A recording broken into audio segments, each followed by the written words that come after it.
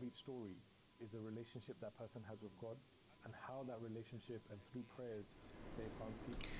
And so Le cœur de chaque histoire est la relation que cette personne a avec Dieu. Et comment cette relation, à travers les prières, a trouvé la paix. J'avais aussi Shakir Ahmed. what's your relationship euh, with your friend? vous êtes le plus jeune de 4 frères. Quelle est ta relation avec ton frère?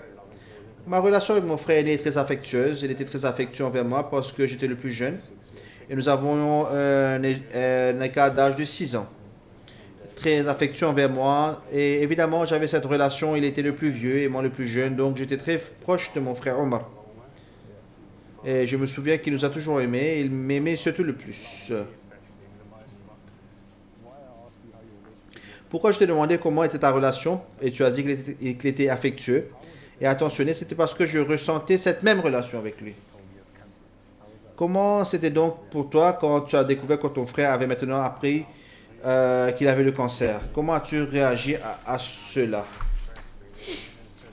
Quand on a appris la nouvelle, on ne savait vraiment pas comment réagir et comment exprimer cela. C'était juste le cœur brisé. Et on s'est tourné vers Dieu vraiment pour nous aider à faire cela. Now I come to that Donc maintenant, on arrive à ce moment où tu réalises que ton frère est maintenant dans une condition critique, condition qu'il va décéder. Comment cette relation avec Dieu change-t-elle alors? Y a-t-il un doute dans ton cœur? Je ne dirais jamais que cela affecte. Je veux dire que tu te rapproches encore plus de Dieu, tu sais. Quand tu réalises que ton proche est en train de partir, tu sais qu'il n'y a rien que nous puissions faire. Donc tout ce que nous faisons, c'est de nous tourner vers Dieu. Peu importe la situation, nous nous tournons toujours vers Dieu. Et c'est ce que nous avons fait. Tu sais, nous avons continué à écrire des lettres à Huzur.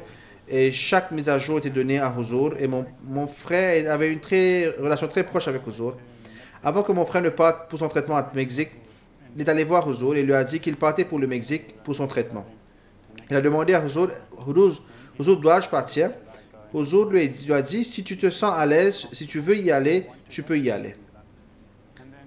Et puis il a aussi dit à Huzur, Huzur, vous êtes venu dans mon rêve la nuit dernière et vous m'avez embrassé. Et Huzur s'est alors mis debout et il a dit, je vais réaliser ton rêve maintenant. Et puis Huzur l'a embrassé tout de suite. Si on avance maintenant de 5 ou 6 ans, tout le monde était frappé par le Covid-19. Et tu es passé d'une tragédie, je ne dirais pas que tu t'en es remis, mais tu as juste réussi à faire face à une tragédie. Maintenant, tout à coup, tu es mis à travers une autre, on peut dire, tragédie. Et celui-ci était soudain. Il n'y avait pas de préparation. Ton père a eu le Covid, il est parti à l'hôpital.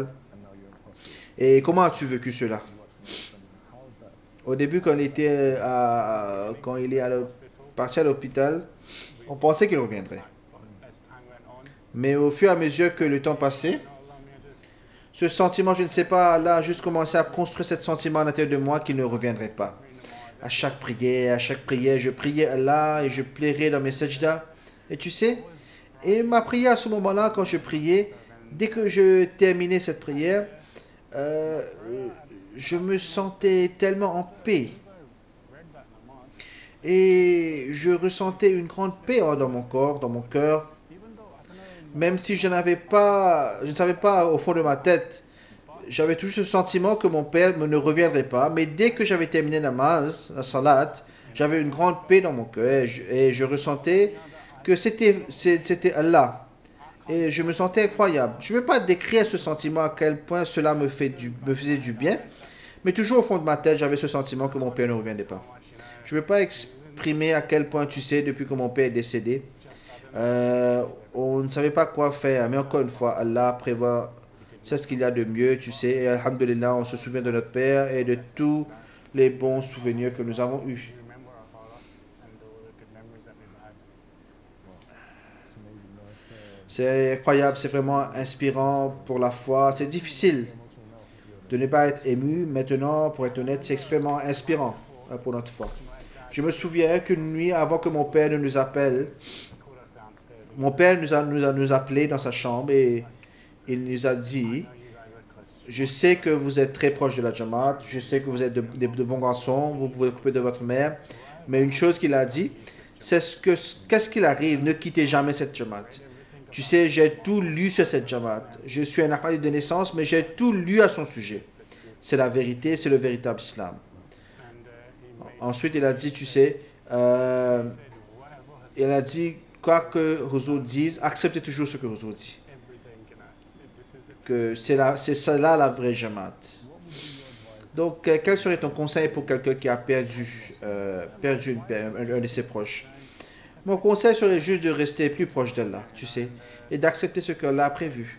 Tu sais, je me souviens que quand mon frère est décédé, when my brother passed away, mon père nous a dit que c'était la volonté d'Allah. and then again, Et encore une fois, quand mon père est décédé, nous avons accepté que c'était la volonté d'Allah. Tu sais, tout ce que nous faisons, nous retournons vers Allah. S'écarter d'Allah, c'est juste... je n'y ai jamais vraiment pensé. Je n'aurais qu'un seul conseil, c'est de se rapprocher d'Allah et de sa famille. think closer to your family. You're watching the God Summit, brought to you by the